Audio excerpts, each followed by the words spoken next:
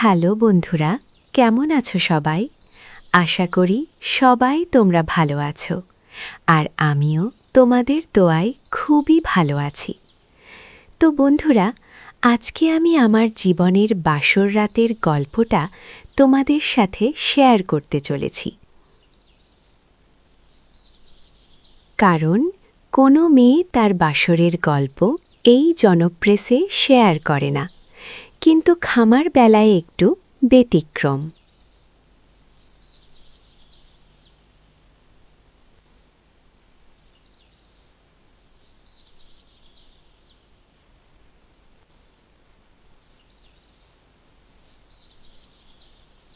তো চলো বগর বগর না করে মূল গল্পে চলে যাওয়া যাক। আমার বাবা ছিলেন একজন গ্রামের স্কুল মাস্টার। আমি তার একটিমাত্র মেয়ে।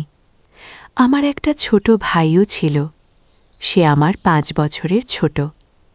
তারপরে আমি যখন হাই স্কুল থেকে কলেজে উঠলাম, ঠিক লেখাপড়া অনেক দূরে আগিয়ে গেছিলাম। মাস্টারের মেয়ে বলে কথা। পড়াশোনা চালাইতে লাগলাম। এক পর্যায়ে আমার বেশ বিয়ের বয়সও হয়ে গেল।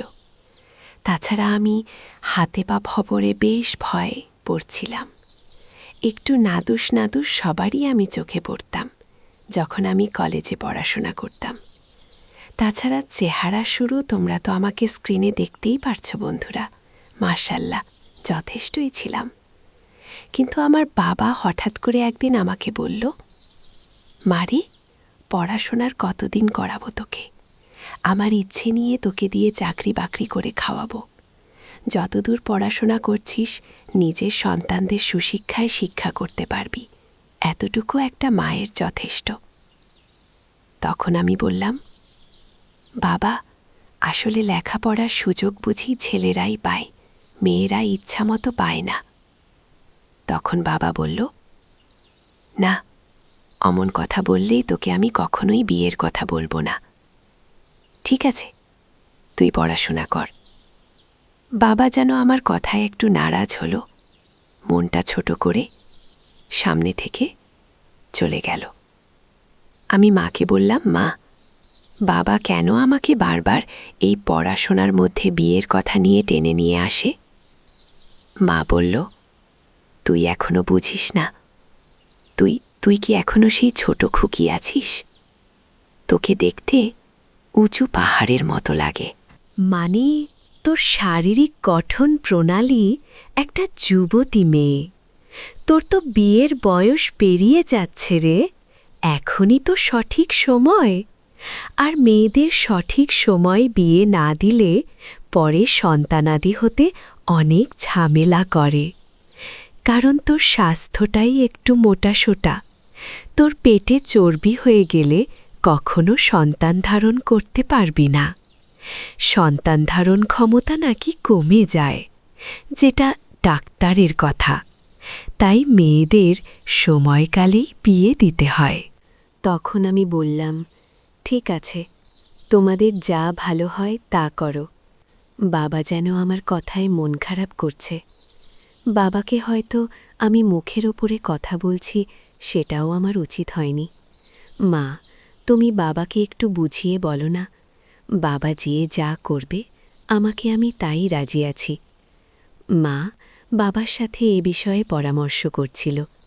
কয়েকদিন বাদে বাবা আবারও আমাকে ডাকল আর বলল, সেদিন তুই যে কথা বললি, কি করে তোর বিয়ের কথা বলবো? আর তোর জন্য তোর বিয়ের কত প্রস্তাব আমার কাছে আসে। আমি তোর গার্জেন, তোকে তো এটা বুঝতে দেই না। তুই এখন পড়াশোনা করছিস, স্টুডেন্ট লাইফে এই বিয়ের কথা কানে গেলে পড়াশোনার অনেক ক্ষতি হয় রে। আজকে না বলে আর পারলাম না, ভালো একটা পাত্র সন্ধান পেয়েছি। তখন বাবাকে আমি বললাম, বাবা, সেদিন আমি ঠাট্টা ছলে যা বলছি তুমি কিছু মনে নিও না। যদি ভালো পাত্র সন্ধান পাও, হাতছাড়া করছো কেন? আমার জন্য বিয়ের আয়োজন করো, যেহেতু আমাকে আজও আর কালকেও পরের বাড়িতে যেতেই হবে। তখন বাবা আমার কথায় যেন খুব খুশি হল, কারণ বাবা ছোটবেলা থেকে আমাকে খুব আদর করত, খুব ভালোবাসত। আমি যে তার মেয়ে, তার সন্তান, আমার কথা মানে। একটা বললে সে কষ্ট হলেও সেটা সহ্য করত, ভালো হোক বা মন্দ হোক। এজন্য বাবা আমাকে মুখের উপরে কোনো চওড়া কথা বলেনি। ব্যাপারটা মানানসই, যাতে স্বামীর হাত ধরে আমি বাইরে পথ চলতে ভালো লাগে। সব মিলে যেন বাবা আমার জন্য ঠিক সেরকম পাত্রই ম্যানেজ করল। আমি তো মহা খুশি। কলেজে সুমি নামে আমার একটা বান্ধবী ছিল, খুব খাঁচির বান্ধবী। বান্ধবীকে পরের দিন কলেজে গিয়ে ছেলেটার ছবি দেখালাম। আমার বান্ধবী বলছে, "কি রে, এই ছেলের সাথে তোর বিয়ে?" জানিস, আমার এই ছেলেটাকে দেখে নিজের লোভ জাগতে মনে হচ্ছে। তোর সাথে না এলে যদি আমার সাথে হতো, ভীষণ ভালো হতো রে। ছেলেটি এত সুন্দর, বা নাকের মতো। দেখ না, করবি না কিন্তু, তুই এই বিয়েতে রাজি হয়ে যা। তখন বান্ধবী যেহেতু তার ইচ্ছে পোষণ করল, আমি বললাম, আরে কথাবার্তা চলছে, দিনগান হয়ে গেলে তুই কিন্তু আমার বিয়ের অনুষ্ঠানের 7 দিন আগে চলে আসবি। তখন বান্ধব বলে, হ্যাঁ অবশ্যই, তোরা আমার চেয়ে ব্যাপার, আমি তো তাই করব। তারপরে এইভাবে চলতে চলতে ছেলেপক্ষের লোকজন 1 মাস সময়টা পিছিয়ে দিচ্ছে। 1 মাস সময় লাগবে। তারপরে আমার বাবা তো নারাজে না, যে কাজ যখন টুকটুক হতে হবে। তারপরের ডেটেই শুক্রবারের ডেট ফেলাল। 1 মাস সময় নিল না আমার বাবা। ছেলেপক্ষেও বাধ্য হয়ে রাজি হল। তারপরে বিয়ে হয়ে গেল। বিয়ে হয়ে যাওয়ার পরে আমার বান্ধবী তো আমাদের বাড়িতে এসে পুরো 7 দিন আগেই কি কুচকাওয়াজ। সব কিছুর সাথেও সে আমার পাশেই ছিল। তারপর আমার যখন বিয়ে হয়ে গেল, আমি আমার স্বামীর বাড়িতে চলে গেলাম। বান্ধবীর ভীষণ মন খারাপ। যাওয়ার বেলায় মাকে বলে গেছিলাম, মা, সুমি আমার খুব কাছের বান্ধবী, আমার আত্মার বান্ধবী। ওকে ছাড়া আমি আজ কতটা বছর কোনো কিছু বুঝি না। আমার সমস্ত কথা ওকেই একমাত্র আমি শেয়ার, যেটা তোমাদেরও বলিনি। আমিও যেন আমার বাড়ি থেকে না যায়, আমি যতক্ষণ না শ্বশুর বাড়ি থেকে এই নতুন অবস্থায় ফেরত না আসছি। মা বলল, ঠিক আছে, চেষ্টা করব। সুমিকেও আমি বুঝিয়ে বলে গেলাম। তারপরে সেদিন যে বিয়ের পিঠিতে বসলাম, আমার স্বামী খুবই অদ্ভুত একটা মানুষ, সেটা পরেই বুঝতে পারলাম। সেখানেও তারা পরের দিন বিশাল মাপের আয়োজন করছে, বাড়ি ভর্তি লোক, কত মেহমান, সে বাড়িতে বইহল্লার, আর সব মিলে যেন কি যে একটা ব্যাপার। কিন্তু বন্ধুরা, অ্যাভয়েড করে চলছি। ওই যে বলছিলাম, আমার বাসর রাত্রির একটা রহস্যমূলক ঘটনা আছে, সেটাই এখন আমি তোমাদের মাঝে শেয়ার করতে চলেছি। আমি যখন ঘুমটা দিয়ে বাসরে বসেছিলাম, ঠিক স্বামী ওই সময়ে এসে আমার পাশে একটু বসল। তখন প্রায় রাত 10টা বেজে গেছে। বাড়ি থেকে অনেক মেহমানি বিদায় নিয়েছে, এখনও হৈহুল্লার বাড়ির মধ্যে থেকে শেষ হয়ে যায়নি। অনেক লোকজন, দূরান্ত থেকে যে সমস্ত নিকটস্থ আত্মীয়রা আসছিল, অনেকেই বাড়িতে রয়ে গেছে। যা হোক, কথাবার্তা গুঞ্জন কিন্তু এদিকে। আমার আর দোয়া সইছে না, বাসরে স্বামীকে পাব, স্বামীর সাথে রোমান্টিকতা। মেয়েদের কত জীবনের স্বপ্ন থাকে এই বাসন নিয়ে। সেটাই যেন আমি এখন একটু ফিল করব, অনুভব করব। কিন্তু বাড়ি থেকে ওই হই হুল্লার লোকজন সরছেই না। আমার স্বামীর খুব কাছের একটা বন্ধু ছিল, ওর নাম গাফফার। আমার স্বামী শুরুতেই বলল, দেখো গো, আমার একটা বন্ধু আসছে, এ আমার খুব কাছের বন্ধু, ওর নাম গাফফার। ওকে ছাড়া আমি কিন্তু তোমাকে বিয়ে করিনি। ওর সাথে আগে তোমার ছবি দেখাইছি, মত পরামর্শ করছি। 2 দিনের মন বিনিময়ে আমি এই বিয়েতে বাজি হয়েছি। তাছাড়া তোমাকে দেখেও আমার ভীষণ পছন্দ হয়েছে। আমি বললাম, তাহলে তোমার সেই ফ্রেন্ড এখানে আসছে নাকি? কই সেটা? তখন আমার স্বামী বলল, ওই যে ওয়েটিং রুমে বসে আছে গেস্ট রুমে, ও এখানে আসছে, লজ্জা পাচ্ছে, বলছে, দোস্ত তোদের আজকে বাসর রাত, ফুল সুদের রাত, ওর রুমে আমি যেতে পারবো না, তাছাড়া তুই বন্ধু আছিস, বাইরে আছিস। তখন চিন্তা করলাম, মনে হয় আমার স্বামীর মতোই ওর বন্ধুটাও বেশ ভালো। আমি বললাম, ওনাকে একটু ডেকে নিয়ে এসো, একটু দেখে আমি পরিচয় হই। যেহেতু তার সাথে আমার পরিচয় নেই, যে তোমার কাছের বন্ধু আমার স্বামীর কাছের বন্ধু, তাকে তো দেখতে হয়। তখন আমার স্বামী ওই জাফফার ভাইকে ডাক দিল। উনি আসলেন, সালাম দিলেন, তারপরে সামনে সামনেই দাঁড়িয়ে থাকলে। আমি ঘুমটা কোনো রকম ফেলে তার মুখের দিকে তাকিয়ে কথা বললাম, আর হাসতে হাসতে বলেছিলাম, দেখেন ভাই, আপনি আমার স্বামীর ফ্রেন্ড, মানে আমারও ফ্রেন্ড, এই বলে হাসিটা করতেছিলাম। কারণ সেদিন তো আমার রহস্যমূলক কথাবার্তা, বিনোদনমূলক কথাবার্তা, রোমান্টিকতা, হাসিটা করারই সময়। আমার হাজবেন্ডের বন্ধু যেহেতু খুব কাছের বন্ধু, তাকে তো একটু ফ্রি ব্যান্ডে কথা বলতেই হবে। তারপরে যাক, এক কথা ঢোকাতেই আমার স্বামী আমাকে বলল, বউ, গাফফার আমাকে ডাকছে, ওর সাথে থেকে আমি বাইরে একটু যাব আর আসব, ঘুরে আসি। আমি বললাম, কোথায় যাবে? আজকে আমাদের ফরসত রাত, তাছাড়া তুমি বাইরে যেতে পারো, কিন্তু বেশি রাগ করা যাবে না, তাড়াতাড়ি ফিরবে কিন্তু। আমি যে তোমার এই যে ভুল সোজা ইয়ের মধ্যে চুপচাপ কোণটা দিয়ে বসে থাকলাম, তুমি না আসা অবধি আমি কিন্তু অমনতায় থাকব। স্বামী বলল, আমি যাব আর আসব। আর ততক্ষণে না আমাদের বাড়ির লোকজনেরই গুঞ্জন হলো, আর একটু নিস্তব্ধ হয়ে নিক, একটু ওয়েট করো, আমি যাব আর আসব। এই কথা বলতেই আমার স্বামী তার কাছের বন্ধু ওই যে গাফফার ভাই, তার সাথে একটু বাইরে গেল, বলে একটু চাটাকে দোকানপাট থেকে ঘুরে আসি। এই বলে কোথায় গেল আমি জানি না। আসলে জীবনে কাউকে সময় না দিয়েছি না বড় মুশকিল, আবার বেলায় ব্যাপারটা ঠিক এরকমই হতে চলেছে বন্ধুরা। তারপরে আমার স্বামী আর সহজে বাড়িতে ফিরছে না, প্রায় রাত 1:45 বেজে গেছে। আমি 2 ঘন্টা ঘুমটা দিয়ে বসেই আছি। এক পর্যায়ে আমার ভীষণ বিরক্ত হচ্ছিল। আমার এক ছোট নন্দী এসে বলল, ভাবি, ভাইয়া কোথায়? রাত এত হয়ে গেল, আপনি এখনও এখানে বসে আছেন, এটা কি মানুষের কাজ নাকি? ও আর দিনে আড্ডা দেয়, প্রতিনিয়ত ভালো কথা, কিন্তু তাই বলে আজকে ওর ফরসত রাত, আজকে ওর কি বাইরে যেতে হবে? আজকে আসুক ভাইয়া, ভাইয়াকে আজকে আমি 2 কথা বলবো। নন্দর জন্য ঝাড়ি মেরে চলে গেল। আমি বললাম, শোনো, তোর ভাইয়া কি প্রত্যেকটা দিনে এইভাবে বাইরে আড্ডা দেয় রাত ভরে? তখন বলল, হ্যাঁ ভাবি, মানে ওর ছোট মানুষ তো, ও না বুঝে আমার কাছে সত্য কথা বলে ফেলল। বলে, হ্যাঁ ভাবি, আমার ভাইয়ার একটা বন্ধু আছে না, ওই যে গাপ্পার ভাই, ওনার সাথে প্রতিদিন রাত 12টা পর্যন্ত বাইরে থাকে। আব্বু কত গালাগালি বকাবনি দেয়, তবুও ভাইয়ার লাখ লজ্জা হলো না, আজকে বাসর রাত, আজকেও বাইরে গেছে, উনি আজকে আসুক না। তখন আমার ওই ননদিনীর কথা শুনে চিন্তা, ও বাবা, আমার স্বামীর আবার বাইরে থাকা অভ্যাস, কিন্তু বাইরে থাকে তো ভালো মানুষ না যারা বাউটা, তাদের একটা বদ অভ্যাস থাকে, হয়তো কারা কোনো নেশা পান বা মদ্যপান বা অন্য কিছু করে, আমার স্বামীরা মানে এমন কিছু না তো। তখন আমার মনটা অন্যরকম হয়ে গেল, ভীষণ খারাপ হচ্ছিল।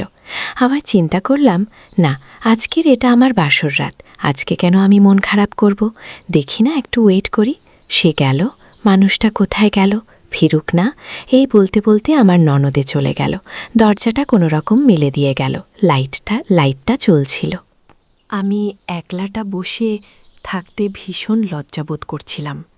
তারপরে নিজেই আমি বেড সুইচটা টিপ দিয়ে লাইটটা বন্ধ করে রুমটা অন্ধকার করে কোনো রকম কাঁধ ফিরে শুয়ে পড়লাম। ভালো লাগছিল না, অপেক্ষার সময় যায় না। পুরো 2টা ঘন্টা হয়ে গেছে, অথচ স্বামীর ঘরে ফেরার সময় হলো না। এখনও মনের কাছে খুব রাগ হচ্ছিল, মনে হচ্ছে আজকে আসুক, ওরে মজা দেখাবো।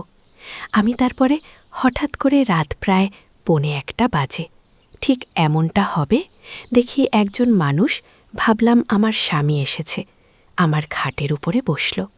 লাইটটা অন্ধকার, মানে আমি অন্ধকার করে রেখেছিলাম, দরজাটা লাগিয়ে দিয়েছে, কিন্তু যে পারফিউমের গন্ধ না, বুঝে ফেলেছি এটা আমার স্বামী। স্বামী তো আসলো, আমি তো ওই অন্ধকার রুমেই উঠে বসে বললাম, আর বলছিলাম, দেখো, আজকে আমাদের বাসর রাত। আজকে আমি আমার জীবনের কত আনন্দময় সময়টা তোমার সাথে কাটাবো, কত গল্প শেয়ার করব। দুজনে হাসি ঠাট্টা, চাল চাওয়া চাউনি, সারা জীবনের স্বপ্নটা। একটা মেয়ে বা একটা ছেলের বাসরেই পূরণ হয়। কত স্বপ্ন থাকে এই বাসর নিয়ে। কিন্তু আমাকে অপেক্ষা রেখে বাইরে সময় কাটিয়ে আসলে তোমার সেই কাছের বন্ধুটার সাথে আজও বন্ধুর মায়াটা একটু সময়ের জন্য ত্যাগ করতে পারলে না? নববধূ ফেলে কেউ বাইরে এত সময় দেয়? তখন ছোট ছোট করে মৃদু মৃদু কণ্ঠে সে বলছিল, যা হোক বউ, আমার ভুল হয়ে গেছে, কিছু মনে করো না, আর লাইট চালানোর দরকার নেই, শুয়ে পড়ো। দেখলাম তার গায়ে পাঞ্জাবি পরাই আছে, সে শুয়ে বলছি, ভালো লাগছে না, কেমন যেন লাগছে। হঠাৎ করে আমাকে বুকে টান দিয়ে জড়িয়ে ধরল, কপালে একটা উম্মা দিল, মাথায় হাত বুলিয়ে দে পাশে শুয়ে পড়ল। রুমটা পুরো অন্ধকার। আমি বললাম, তুমি আমাকে ঘুমটা পেলে আমার চেহারাটা দেখবে না? কত সুন্দর সেজে আছি, এখনও অবধি আমার সাজসজ্জা নষ্ট হয়নি। তখন উনি বলছিল, দেখব পরে, আগেরটা আগে হয়ে যাক। আমি বললাম, দুষ্টামি পরে করো, আমি যা বলছি তাই করো। আমি আগে তোমার সাথে অতটুকু কথা বলবো, মিট করব। আগে বলছি লাইটটা জ্বালাও। বলে না কিছু সময় পরে লাইটটা জ্বালায় না, ঘুমটা অন্ধকার আছে, অন্ধকার থাক। তখন আমি প্রশ্ন করলাম, তোমার বন্ধুটাকে কোথায় রেখে আসলে? বলছে, ও পাশের রুমে, ওকে বিছানা দিয়েছে, ও ঘুমিয়ে পড়ছে। কিন্তু কথাটা সে স্পষ্টভাবে জোরে জোরে বলছে না, কথাটা নাকের মধ্যে, অর্থাৎ সে একটু আস্তে আস্তে করে বলছিল, আর বলছিল, জোরে কথা বলা যাবে না, বাইরের মানুষ এখনো ঘুমায়নি, আমাদের যে সমস্ত মেহমানরা আসছে, না, আমাদের বাড়িতে আজকে অতিথি আছে, তারা এখনো জাগ্রত আছে, তুমি আস্তে কথা বলো। এই বলতে বলতে যেন এক পর্যায়ে এমন করে আমার সাথে এমন আচরণ করতে লাগল। স্বামীর সোহাগ আদরে গাটা শিওরেনে জেগে উঠল, কেমন ছমছম করেছিল। জীবনের প্রথম তো আমি আর বাধা দিচ্ছিলাম না। যা হোক, সে এভাবে প্রায় 2 ঘন্টার মধ্যে আমার সাথে 2 বার এভাবে থাকল, 2 বার এ ধরনের বিহেভ করল। কি যে শান্তি! স্বামীর সংসার জীবন, দাম্পত্য জীবনের এই যে একটা মুহূর্তস, একটা সুসময়, এটাকে জীবনে কোনো দিন ফিল করিনি, অনুভব করিনি। কী সব সাইফাস, খেয়ে আসছে আর না জেগে নিথেরে ঘুমিয়েছে। ঘুমটা পাক্কা 2 ঘন্টা 2.5 ঘন্টা আগে ঘুমিয়েছে। তখন চিন্তা করলাম, এ মজে যাক তাহলে, এতক্ষণ যে ব্যক্তি আমার সাথে আমার রুমে, আমার ফুলশয্যার, তার মানে এটা কী হলো? কে আসছিল? ভূত পেতনি নাকি? সেটাই গাফফার ভাই ছিল? আমার স্বামীকে কোনো কিছু খাইয়ে নেশার ঘরে খোরতালে এখানে ঘুমিয়ে রেখে আমার সাথে কি একটা ট্রকবাজি খেলল? না না, তা হতে পারে না। দেখি তো, আমি আমার স্বামীর গায়ে জোরে জোরে করে টোকা দিয়ে ডাকাডাকি করছিলাম, এই এই ওঠো না কেন, ওঠো, এই ওঠো। এই তখনও যখন আমার স্বামী উঠল না, যেন নিথেরে ঘুমাচ্ছে, আর মুখ দিয়ে যেন একটা বিচ্ছিরি গন্ধ আসছিল। ভাবলাম কাম সারছে, তারা মনে হয় আমার স্বামী এই সমস্ত সাইফাস খায়, আর তার এই দুষ্টু বন্ধু নাকি তার কাছের বন্ধু। তার মানে ওই ব্যক্তি যেই তাকে ডেকে নিজেই কাজটা করেছে, অথচ সে নিজে এটা সেবন করেনি। আমার স্বামীকে এখানে ঘুমিয়ে রেখে সে নিজে আমার রুমে প্রবেশ করেছিল, একটা ঠকবাজি করছে। ঠাট্টা মশকরা করত, তা হতো, কিন্তু সে ঠাট্টার ছলে বন্ধুর বউকে বন্ধুর সাথে বেইমানি এত বড়। আর সে কি এই কাজটা করল? আমার জীবনের স্বপ্নটা যেন ভেঙে ছারখার করে দিল, চুরমার করে দিল। একটা মেয়ের বাসন দিয়ে কতটা স্বপ্ন থাকে, স্বামীর বন্ধু এটা করতে পারল? ছি! তখন যেন আমার আসমান জমিন পুরো এক হয়ে যাচ্ছে। আমার সতীত্বকে আমার হাজবেন্ডের কাছের বন্ধু সে নষ্ট করে দিল, বিভৎস করে দিল। ব্যাপারটা ভাবতে আমি যেন একদম ওখানে বসে পড়লাম। থমকে পড়ে এক গ্লাস জল নিয়ে এসে আমার স্বামীর চোখে মুখে ছিটিয়ে দিলাম। স্বামীর ঘুমটা ভেঙে সে হাত পা ছুঁড়ে ছিঁড়ে উঠে বলছে, কি ব্যাপার, আমি এখানে কেন? তখন আমি কথা বলছিলাম না, আমার চোখে জল এসে নাল। স্বামীকে আবারও বললাম, ওঠো তুমি এখান থেকে। হ্যাঁ, আমার স্বামী কোনো রকম উঠে বলছে, কি রে গাফফার, আমি এখানে ঘুমিয়ে পড়ছি, তুই আমাকে ডাকিসনি কেন? গাফফার ভাই কোনো কথা বলে না, কিন্তু গাফফার ভাইয়ের মধ্যে যে একটা অস্থিরতা কাজ করছে সেটা আমি বুঝতে পারছি হাড়ে হাড়ে। একটা ঠকবাজ ছেলে যা আমার সাথে যা করল না, আমার স্বামীর বেসরে পুরো বেইমানি করছে, দেখাচ্ছে মজা। আমার স্বামীকে আগে আমার রুমে নিয়ে নিই, তারপরে চিন্তা করলাম। না, ব্যাপারটা স্বামীকে শেয়ার করা যাবে না এখন।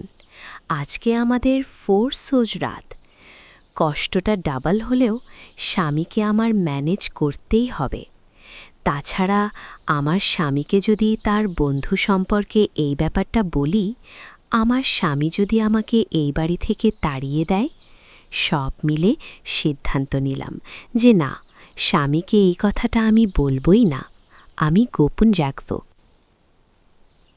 তারপরে স্বামীকে শুলে ওই রুম থেকে ঘুমটা ভাঙিয়ে যখন আমি আমার রুমের নিজের দরজাটা লাগিয়ে দিলাম, আর গাফফার ভাইয়ের সাথে আমি কথা বললাম না।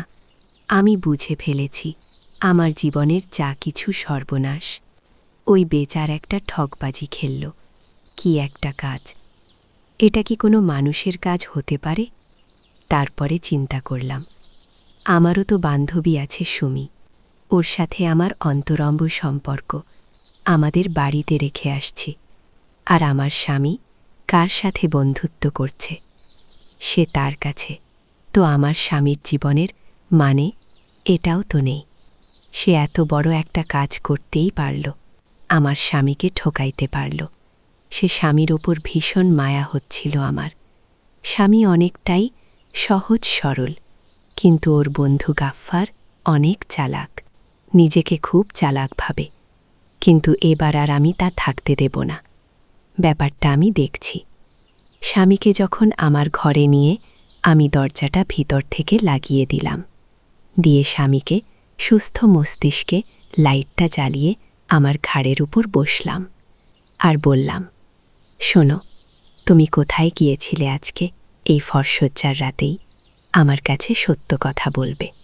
তখন আমার স্বামী আমার হাত ধরে চুপ করে একদিকে তাকিয়ে আছে আর মুখের দিকে, আর বলছেন, দেখো বউ, আজকে ফোসার স্বাদ।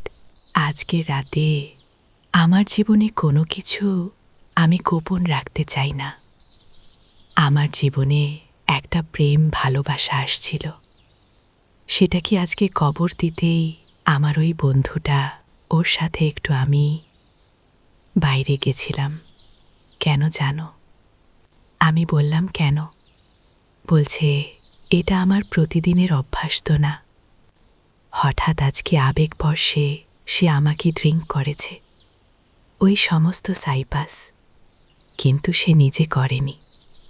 আর আমি এটার ভার সহ্য করতে না পেরে ওই ঘরে বেহুশ শুয়ে একদম নিচড়ে ঘুমিয়ে পড়ছিলাম। কিন্তু এখন কতটা রাত হয়ে গেছে, এত সময় তুমি আমার জন্য অপেক্ষা করে মন খারাপ করো নাই তো?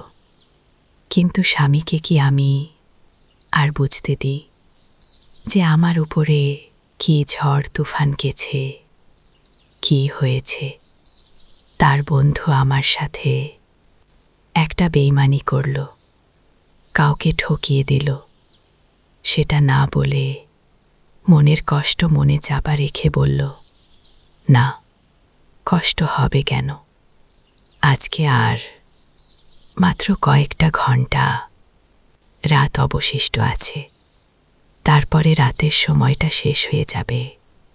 দিনে আলো আসবে। নাও, শুয়ে পড়ো।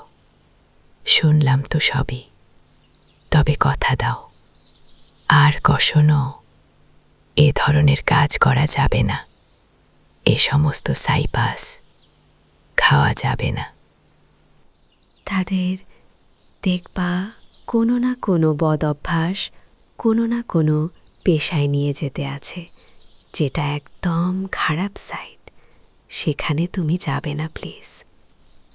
তোমার একটা সুন্দর চেহারা, তুমি উচ্চতম একটা দর্শনদারী ছেলে, তাছাড়া তুমি চাকরিবাতি একটা পরিপাটি, সব মিলিয়ে তুমি একটা পরিপাটি ছেলে। তোমার সব কিছু যেন অগোছালো না, গোছালো। সেখানে তুমি তোমার বন্ধুটা পড়ছ। তোমার বন্ধুটা কিন্তু খুব যে আমার কাছে ভালো মনে হচ্ছে তা না। কিছু মনে করো না, তুমি বুঝতে পারবে পরে। তোমার বন্ধুর সঙ্গটা ছেড়ে দাও। তখন আমার স্বামী বলল, আচ্ছু বুবু, আমি যখন ঘুমিয়েছিলাম তখন গাফফারটা কোথায় ছিল? আমি বললাম, কই, আমি তো জানি না, বা আমার তো দরজাটা এখানে মেলা ছিল, আর আমি তো এখানে তোমার আসার দেরি হওয়াতে এই কাঁধ ফিরে বালিশের পরে মাথা দিয়ে, মানে খুব যে ঘুমাইছি তা না, আলসালতা ঘুমিয়েছিলাম। যখন ভাব নিলাম যে অনেক রাত হয়ে গেছে বুঝতে পারলাম, তখনই তোমার খোঁজ করে দেখি তুমি এখানে পড়ে আছো, আর গাফফার ভাই তোমার পাশে বসে আছে। স্বামীর কাছে ওটা বুঝতে দিলাম না।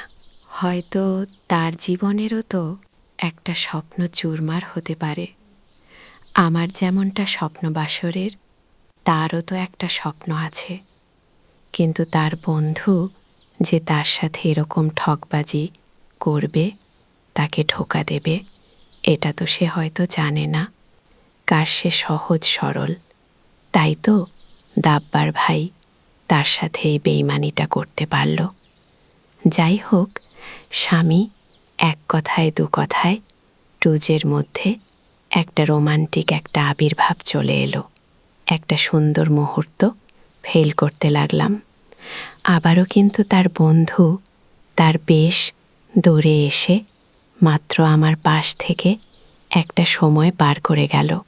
আমি একটা নববিবাহিত স্ত্রী, আর আমার জীবনের এই প্রথম ব্যাপারটা আমার কাছে খুব অদ্ভুত এবং কষ্টদায়ক হলেও স্বামীকে সেটা বুঝতে দিচ্ছিলাম না। কিছু সময় বাদে স্বামীর মনের মধ্যে রং ঢং চাপল। বুঝতেই তো পারছ, স্বামীর সাথে এভাবে দুবার এরকম মানে আচরণ, বোস, তার কথাবার্তা, রোমান্টিকতা, হাসি, এ করতে করতে ফজরের আজান পড়ে গেল। স্বামীও খুশি ছিল। আমার শত কষ্টে হলেও তার মন জগিয়ে চলছিলাম, তাকেও খুশি করিয়েছিলাম। নানান রকম কথাবার্তা, গল্পগুজব সব মিলে যেন রাতটা একটা আমার জীবনের স্মরণীয় রাত হয়ে থাকল। আমি আমার ডায়েরিতে A to Z লিখে রাখব, আর যদি পারি কোনোদিন, তাহলে আমি কাউকে শেয়ার করব। খুবই রহস্যজনক ব্যাপার। এরকম ঘটনা কার জীবনে ঘটেছে আমি জানি না, হয়তোবা কারো জীবনে, কারণ কারো না কারো জীবনে ঘটেইছে। তাই বলে এত বড় একটা ঘটনা। নিজের আপন বন্ধু, কাছের বন্ধু, প্রাণপ্রিয় বন্ধু, তার সাথে এত মানে নিজের বউকে নিয়ে এত বড় ধোঁকাবাজি করতে পারল।